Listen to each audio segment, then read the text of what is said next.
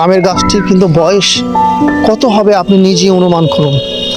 মানে দেখুন কি বিশাল এক দানবের মতন দাঁড়িয়ে আছে, দেখতে পাচ্ছেন। মানে এত বিশাল কি করে হয়? চাপাই জেলায় বাড়ি না, তারা কিন্তু অনেকেই প্রশ্ন করে যে আসলে চাপাই নবাবগঞ্জে আমের বিখ্যাত কারণটা কি এবং মানে এত আম হয় কেন। এবং দেখুন কি বিশাল গাছ, মানে এটি গাছ না দানব বলবেন, আসলে এটি কমেন্টে জানিয়ে দেবেন। কিন্তু আমার মনে হয় যে এই গাছটির বয়স কমসে কম 50-60 বছর তো হবেই।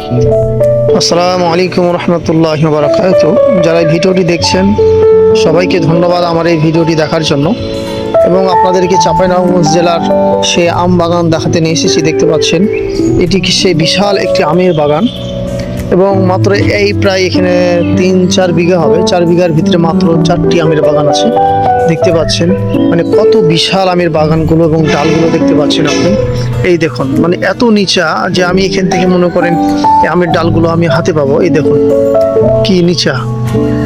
আর এই নিচের বৈশিষ্ট্য কারণ হলে এই আমের বাগানগুলো কিন্তু আজকের না। আমের গাছটির কিন্তু বয়স কত হবে আপনি নিজে অনুমান করুন। মানে দেখুন কি বিশাল এক দানবের মতন দাঁড়িয়ে আছে, দেখতে পাচ্ছেন। মানে এত বিশাল কি করে হয়? মানে এর বয়স কতই বা বয়স কত হয় আমের বাগানের? আপনারা দেখুন কি বিশাল এক আমের বাগান এবং বিশাল এই আমের গাছ, যে মানে অস্বাভাবিক। যে যারা দেশের বাইরে বা চাপাই জেলায় বাড়ি না, তারা কিন্তু অনেকেই প্রশ্ন করে যে আসলে চাঁপাইনবাবগঞ্জে আমের বিখ্যাত কারণটা কি এবং ওখানে এত আম হয় কেন।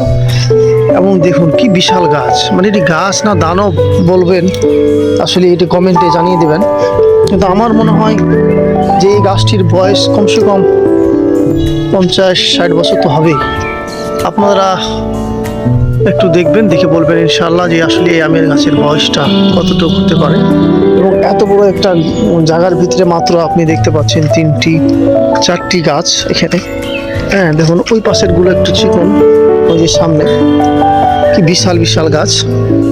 তো যারা আমাদের ভিডিওটি দেখছেন অবশ্যই কমেন্ট করে জানাবেন গাছের বয়স কত এবং চাঁপাই জেলা কেন আমের বিখ্যাত।